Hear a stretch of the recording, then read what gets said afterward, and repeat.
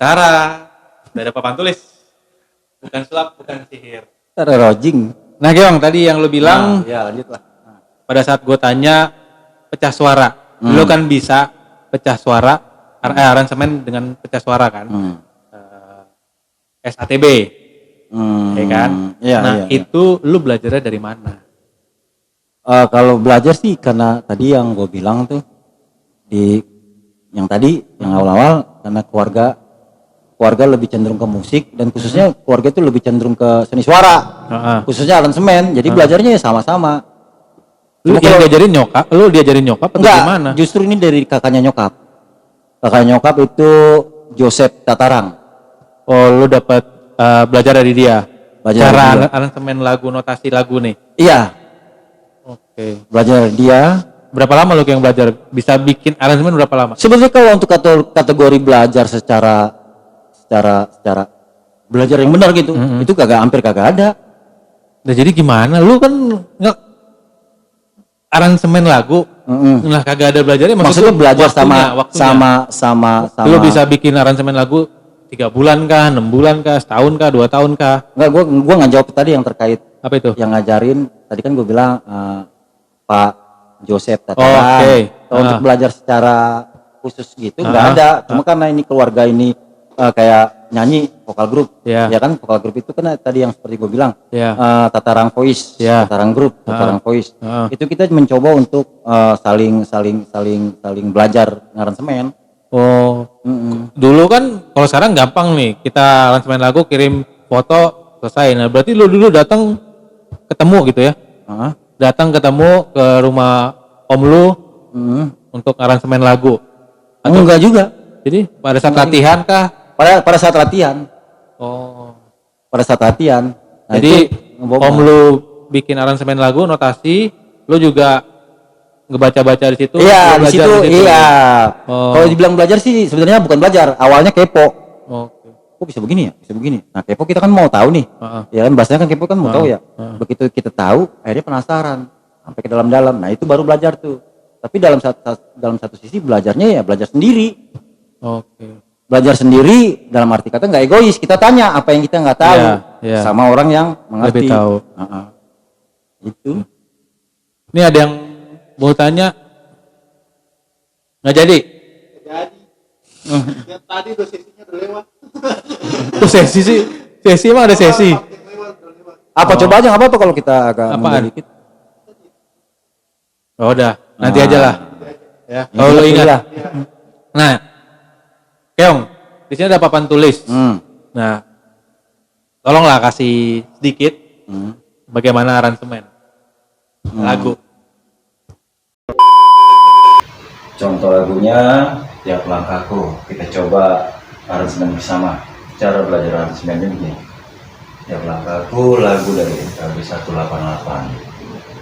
4/4. Seperti yang kita kenal, lagunya mudah aja ya.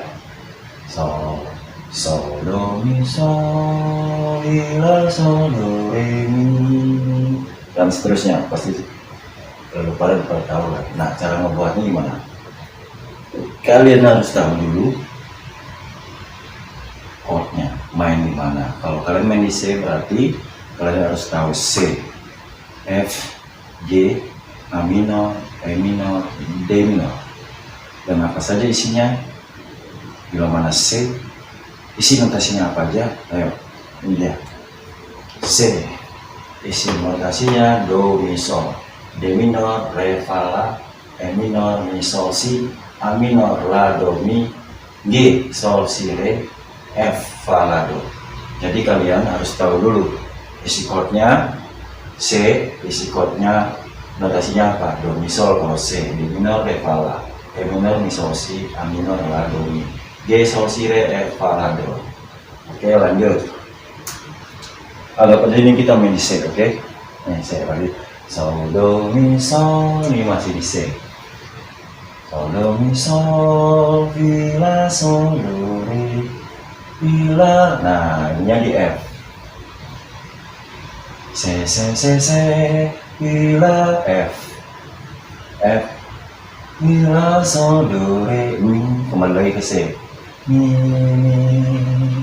ri, mi, mi, ri, ri, fa, mi, ri, re. Nah ini udah G di sini. F, F, mi, la, sol, do, re, se, mi, I, G, G, C. Oke.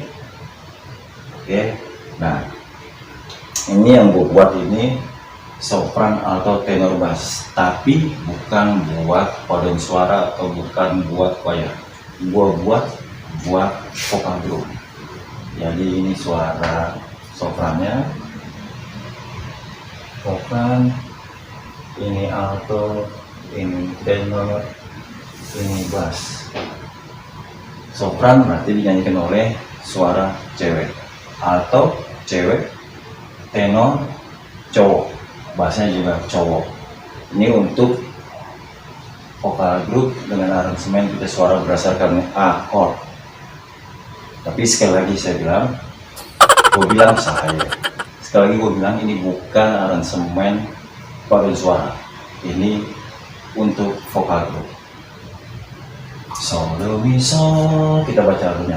Sol, mi, mi, mi, mi, mi, la, la, sol, sol, mi, sol, sol, sol, si, si, sol, sol, mi, sol, sol, do, tenor, do, do, do, do, do, do, do, do, sol, do, do, si, ri, ri, do, do, sol, do, bass, do, sol, sol, sol, sol, fa, fa, fa, mi, mi, do, mi, mi, re, sol, sol, mi, mi, do, mi. Nah, ini karena kenapa saya buat itu? Karena di C, ini masih dalam rumpun C. Sol, sol, do, mi, sol, do, sol, sol, do, mi, sol, masih di C kan? Sol, mi, ini C, masih di C. Sol, do, mi, sol, jadi pecahan backing-nya masih di C. Sol, mi, la, ini udah ke F, ini kita buat F. Di sini buat F. Tuh. Masih di F, mi, la, C, do, mi, sol, F, fa, la, do, atau dibalik lagi. Mi, la, sol, do, re, mi, masih di C, kembali lagi ke C, ke mi, baru mi, re, mi, ini udah G, sol, si, re. Oke, di, re, mi, do, kembali lagi ke C. Nah, jadi urutannya pasti nggak akan salah karena kalian main di C, F, C, G, C berdasarkan chord yang kalian buat tersebut. Masih banyak lagi sih kalau lu buat pakai perbenaran chord yang kalian ketahui, masih bisa banyak lagi. Nah, ini untuk sopran cewek, alto cewek, tenor cewek, bass cewek. Nah, bagaimana pertanyaannya kalau lu buat aransemen sejenis atau pria saja atau cowok saja? Cara penulisannya, do yang tinggi ini taruh di atas, ini yang di sini dari ke sini, ini taruh di atas, solnya taruh di bawah.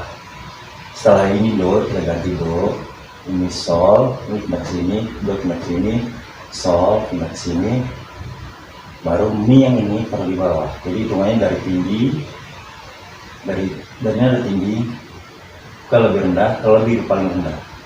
Itu untuk yang sejenis, cewek saja atau cowok saja. Cuma ini hanya contoh, ini menurut saya, sekali lagi ini menurut saya, pengalaman saya.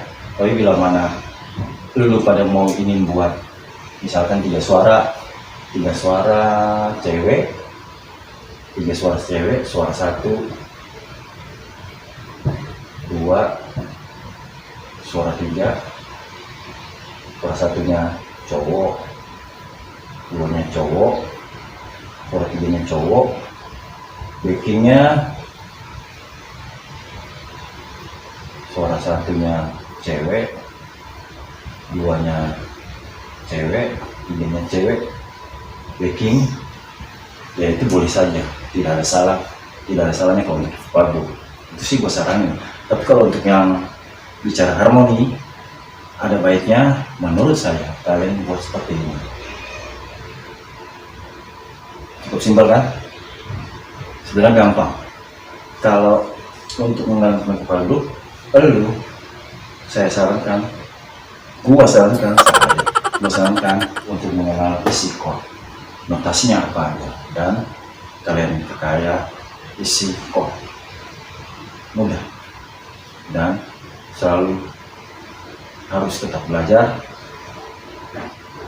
Masalah apapun nggak akan pernah ada, walaupun ada, tapi ada solusi.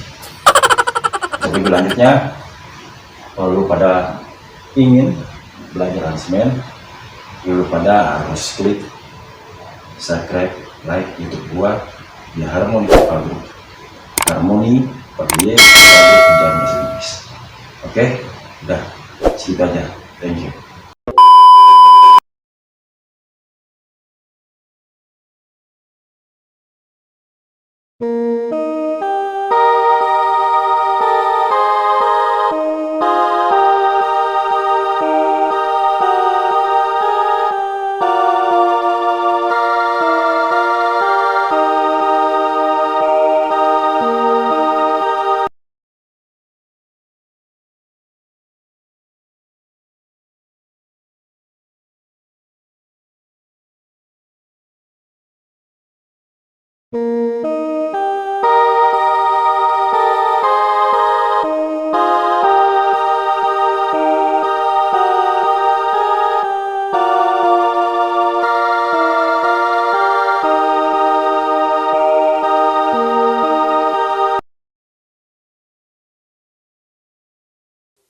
Oke Keong, kasih bahasa Inggrisnya, thank you. Oke. Udah ngasih ilmu sedikit tadi tentang aransemen lagu di NKB, tiap langkahku diatur oleh Tuhan. Nah sekarang Keong, gue mau nanya, dampak musik atau fungsi musik dalam gereja menurut lo seperti apa sih? Fungsi musik itu? Fungsi musik ya emang harus ya, maksudnya harus berdampak. Fungsinya itu sebenarnya nih kalau menurut gua gua sekali lagi menurut gua sudut pandang gua ya kan, sudut pandang gua, fungsi musik itu menjadi atmosfer dalam suatu ibadah. Jadi memang musik itu memang harus mendalami dalam setiap ibadah, dalam setiap. Iya, jadi untuk biar orang datang ke dalam kehadirat Tuhan, kekusukan dari musik itu dari musik itu ngebawa. Jadi buat gue sih, gue selalu katakan kepada kawan-kawan gue atau ya sama pasukan gue lah, khususnya Keongers ini, kalau musik itu atmosfer, karena musik itu orang sakit dinyanyiin bisa sembuh loh. Iya, setuju gue. Iya, karena bisa terapi buat orang, menyembuhkan musik. Karena menurut gue, kalau gue pribadi sih sebenarnya ke gereja ibadah lebih enaknya sebenarnya di musik. Iya. Karena kalau misalnya pada saat khotbah ya mungkin 40%,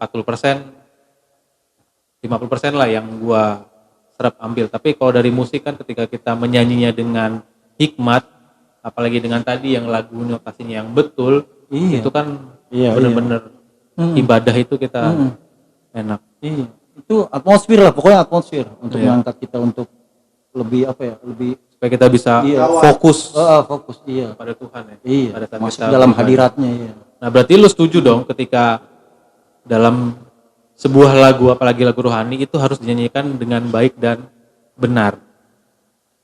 Ya, setuju sih. Setuju. Karena kalau misalnya kita tidak menyanyi yang tidak baik dan kita nyanyi asal-asalan, karena terkadang kita pun mau nyanyi hanya untuk dilihat orang. Tetapi sebenarnya kita kalau nyanyi lagu rohani harus kita nyanyi buat Tuhan. Iya. Dan gue percaya itu. Kalau menurut lo bagaimana? Ada satu kasus nih. Oke. Kita agak panjangin dikit ya. Setuju. Ada satu kasus. Ada kawan gue yang suaranya false. Kayak gue dong. Ini enggak, kalau lu mah masih lo bisa hebat. aja lo. Ada yang dia false. Tapi begitu dia di gereja, begitu orang nyanyi kidung jemaat, dia nyanyi kidung jemaat, ya kan? Dia kusuk. Gue ngeliat dia, walaupun dia nyanyi fals, tapi gue bilang dapat dia benar-benar menghadap nih dalam hadirat Tuhan. Walaupun fals. Oke. Tapi orang yang sebelah kanan kita, fals lu bego. Nggak, ini jujur aja realita kenyataan. Fals lu bego. Nah, orang menghakimi. Sementara dia udah nyampe ke hadirat. Karena kehusukan dia, kehikmatan dia nyanyi buat Tuhan. Bahasanya ini kekurangan gua Tuhan, gua nyanyi gitu. Ini kekurangan gua ya kan? Ya kan? Kekurangan gua ini. Terserah, tapi dia nyampe. Nah, tadi kembali lagi banyak orang menyanyikan benar buat kesombongan. Ya kan? Tapi biar lihat orang. Enggak semuanya. Enggak semua, maksudnya ini gua tadi contoh kasus aja. Contoh kasus. Cuma ya bagi orang-orang yang apalagi udah mengenal notasi ya ada baiknya ya harus menyanyikan dengan benar. Itu aja sih. Setuju. Jadi memang kalau kita nyanyi ini memang harus benar-benar langsung dari hati. Dari hati langsung. Karena kalau kayak ibadah kalau nggak ada lagu kayaknya gak enak kan? Iya dibilang. Itu memang atmosfer. Budak sekali lagi gue bilang atmosfer. Karena di dalam sebuah laguan nyanyian rohani juga itu kayak semacam khotbah juga, tetapi dalam sebuah bentuk nyanyian. Benar sekali. Ada orang nggak bisa berdoa, tapi dia tahu nyanyi lagu rohani. Dia nyanyi bisa netes air mata. Udah bentuk doa dia buat Tuhan. Untuk ke Tuhan. Iya. Ya, udah bentuk suatu doa tuh nyanyian tadi. Betul. Bagaimana dengan tetangga kita sebelah? Iya. Ya kan? Ya karena tetangga kita sebelah kita putar lagu rohani. Iya. Dia aja bisa. Iya. Tergugah gitu. Akhirnya baptis. Iya kan? Iya. Iya kan? Betul. Iya, atmosfer lagu rohani itu kuat sekali. Ya karena kebanyakan orang juga ketika mungkin ada pergumulan, ada persoalan. Yang pasti lagu yang didengar adalah sebuah lagu kan. Dia pasti akan nyari lagu, nyari sebuah nyanyian. Gue pun kalau lagi sedih, kalau lagi ada pergumulan pasti gue nyanyi. Iya sama satu ini pengalaman gue pribadi. Gue selalu kalau setiap masalah yang gue inget itu lagu anak kecil, lagu sekolah minggu. Lagu apa itu? Lagu untuk orang dewasa khususnya untuk lagu-lagu karismatik itu gue lupa kata-katanya. Tapi lagu sekolah minggu ini pengalaman pribadi gue. Gue katakan sekali lagi pengalaman. Ku jawab ya. Ku jawab ya Tuhan. Kesannya enteng kan? Iya. Ku jawab ya. Lu sampai di mana lu ngikut Yesus? Itu. Sadis. Ya kan? Ku jawab ya. Itu kalau saat gue pergumulan gue nyanyiin itu aja. Di saat lo udah mulai ngejauh Tuhan, iya. Lo ribut, lo apa gitu, lo nyanyi itu ya? Itu aja. Ya apa nih, omdo apa bukan ya kan? Iya. Betul. Jadi emang nyanyian harus dari hati. Karena gue nggak tahu kenapa pada saat gue blank, gue tak apalnya lagu itu doang, yang lainnya blank, nggak tahu liriknya. Nah Keong, lo ada pesan nggak buat teman-teman tentang nyanyi, tentang musik, tentang main gitar? Kalau nyanyi ya latihan terus. Buat rekan-rekan di sana yang hobinya nyanyi, latihan terus, nyanyi yang baik dan benar. Dan kalau memang diperlukan mentor atau pelatih, carilah pelatih yang tetap. Ya. Pelatih yang benar-benar melayani dalam arti kata di sini ya. Maksudnya lo berarti kan? Enggak, bukan gua. Kalau gua mah enggak kalau untuk secara face to face untuk menyanyi enggak, lebih cenderung ke bagus tadi. Itu. Nah, kalau untuk belajar aransemen ya belajar notasi, awalnya belajar isi chord, udah selesai. Itu aja. Dan berani bereksperimen, nulis aja enggak apa-apa salah. Bikin aja dulu, nanti tanyakan sama yang paham. Ini salah yang salah mana, yang benar mana. Ntar lama-lama terbiasa. Banyakin jam terbang. Harus dicoba sih. Ya? Iya. Banyakin jam terbang. Nah, gue Keong suara gue jelek nih, nggak bagus. Kalau untuk nyanyi kira-kira bisa jadi bagus gak? Bisa lah. Bisa? Bisa lah. Bisanya tadi bahasa gue kembali lagi. Awalnya dengan kepo. Karena kebanyakan misalnya orang mau tampil nyanyi karena suaranya nggak bagus, gue malu nggak enak. Ya jadi malah jadi nggak mau karena kan suaranya terbatas. Iya. Ini ambil contoh gue aja. Tapi kalau orang yang udah suaranya bagus kan, kayak lu kan suruh nyanyi pasti mau aja. Tapi kalau gue yang suaranya bukan pas-pasan, di bawah pas-pasan. Ya gue juga suara pas-pasan Keo. Iya, karena kebutuhan paham notasi aja tahu. Tentunya bukan mau menghakimi ya, lu salah nih, ya kan? Walaupun suara gue nggak bagus banget. Tapi kalau kita mau belajar, kita pasti bisa. Iya, paham. Pasti paham. Pasti bisa bagus nih. bisa bagus itu kan relatif, maksud dalam arti kan kalau kita latihan terus pasti bagus. Pasti bagus. Nggak akan sia-sia perjuangan kalau dalam latihan mah. Setuju lah. Oke, Keong, terima kasih buat waktu lo. Sip, thank you juga. Semoga jadi berkat buat kita semua. Amin.